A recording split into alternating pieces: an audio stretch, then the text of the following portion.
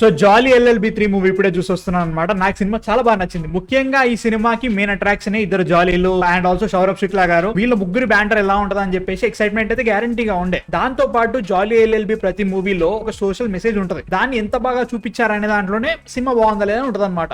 దీంట్లో నాకు అది చాలా ఇంట్రెస్టింగ్ అనిపించింది అనమాట. ఎందుకంటే ఫస్ట్ హాఫ్ అంతా ఇద్దరు జాలీలు కొట్టుకోవడంలోనే ఉంటది. కామెడీ చాలా బాగా సెట్ చేశారు, కానీ ఉన్న మెయిన్ ఇష్యూనే పక్కకు నూకేశారు అనే ఫీలింగ్ అయితే గ్యారంటీగా వచ్చింది. ఫన్ అయితే మాత్రం మామూలుగా లేదు. ఈ సినిమాలో హైలైట్ గా ఇద్దరు అక్షయ్ కుమార్ అని ఉంటారు అనుకున్నారు, లేదంటే అర్షద్ వర్షి అని ఉంటారు అనుకున్నారు, కానీ సౌరభ్ శుక్లా గారు మళ్ళీ ప్రూవ్ చేశారు ఎవరుంటే నాకేంటి నేనే తోపు అని చెప్పేసి. అట్లాంటి సీన్స్ బర్త్డే అట్లాంటి పర్ఫార్మెన్స్ ఇచ్చారన్నట్టు మస్త్ అనిపించింది. త్రూ అవుట్ ద మూవీ ఆయన క్యారెక్టర్ వేరే లెవెల్ షైన్ అయిందని చెప్పాలి. అక్షయ్ కుమార్ గారు చాలా రోజుల తర్వాత అరే సూపర్ పట్టారా, కామెడీ సెన్స్ చాలా బాగా పట్టుకున్నారు. ముఖ్యంగా జాలీ LLB 2 చూసిన తర్వాత మళ్ళీ ఆయనని చూడడము అండ్ ఆల్సో ఆయనకున్న పర్సనల్ సిచ్యువేషన్స్ ని పట్టుకొని ఆయన క్యారెక్టర్ ఎలా మారుతుంది, దాని తర్వాత ఆయన ఎలా మారారు, వాటన్నింటినీ చాలా బాగా చూపించారు. ఇది అర్షద్ వర్షి క్యారెక్టర్ నాకు ఎందుకో కొంచెం స్టార్డమ్ వల్ల నూకేసారు ఆ పక్కకి అనే ఫీలింగ్ అయితే వచ్చింది. బట్ క్లైమాక్స్ లో మళ్ళీ ఆయనకు ఒక మంచి సీన్ పెట్టారు.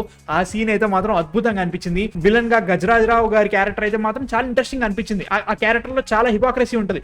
ఇట్లాంటి పనులు మనం చేయొద్దు, ఎప్పుడైనా కానీ ఇట్లాంటి కథలు చేయొద్దు అని చెప్తా ఉంటాడు. నెక్స్ట్ మూమెంట్ అదే చేస్తాడు. అది చాలా ఇంట్రెస్టింగ్ అనిపించింది అన్నట్టు. అండ్ ఆల్సో ఆయన క్యారెక్టర్ నాకు ఎందుకో డీజే మూవీలో రావు రామేశ్వర్ క్యారెక్టర్ లెక్క అనిపించింది అన్నట్టు. బట్ నాకు ప్రాబ్లం ఏమనిపించింది అంటే ఏదైతే మెయిన్ ఇష్యూ ఉంటుందో లేకపోతే ఫార్మర్స్ ఇష్యూ ఉంటుందో దాన్ని చాలా లేట్ గా హ్యాండిల్ చేసినట్టు అనిపించింది. అండ్ ఆల్సో ఉండాల్సినంత కోర్ట్ రూమ్ డ్రామా లేదని ఫీలింగ్ వచ్చింది అనమాట. అంటే జాలీ LLB అంటేనే మనకి కోర్ట్ రూమ్ డ్రామా, దానిలో వచ్చే ఫన్ గానీ సీరియస్నెస్ గానీ ఎమోషన్స్ గానీ కోర్ట్ రూమ్ డ్రామాలోనే ఎక్కువ ఉంటాయి.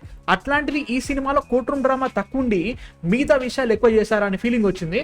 బట్ వాజ్ ఇట్ గుడ్ అంటే definitely it was good. But నాకైతే మాత్రం కోర్ట్ రూమ్ డ్రామా బాగుంటది కదా భయ్యా, ఇంకొంచెం ఎక్కువ రాసి ఉండాల్సిందేమో అనే ఫీలింగ్ అయితే వచ్చింది గ్యారంటీగా. బట్ ఏదైతే రాసుకున్నారో చాలా ఇంట్రెస్టింగ్ గా రాసుకున్నారు, చాలా బాగా రాసుకున్నారు. అక్షయ్ కుమార్ గారికి అర్షద్ వర్షి గారికి ఇద్దరికి మంచి మంచి సీన్స్ అయితే పడ్డాయి, వాటిని చాలా బాగా రాసుకున్నారు. వీళ్ళిద్దరి మధ్యలో బ్యాంటర్ ఇంట్రెస్టింగ్ ఉంది అనిపించింది, కామెడీ వండింది, నవ్వు వచ్చింది, మంచి అనిపించింది నాకైతే మాత్రం ఓవరాల్ గా. ఈ సినిమాలో అక్షయ్ కుమార్ గారు ఉన్నారని చెప్పేసి స్కేల్ పెంచాలని చెప్పేసి 2-3 సీన్లు పెట్టుకున్నారు.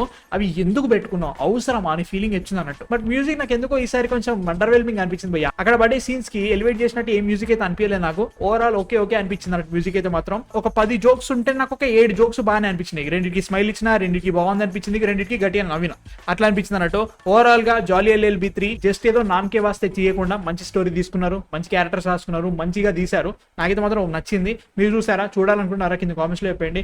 నెక్స్ట్ వీడియోతో మళ్ళీ కలుస్తా. మా కాంటెంట్ నచ్చితే మాత్రం సబ్స్క్రైబ్ చేసి నెక్స్ట్ వీడియోతో మళ్ళీ కలుస్తాను. Until then I am Man of Fiction signing of.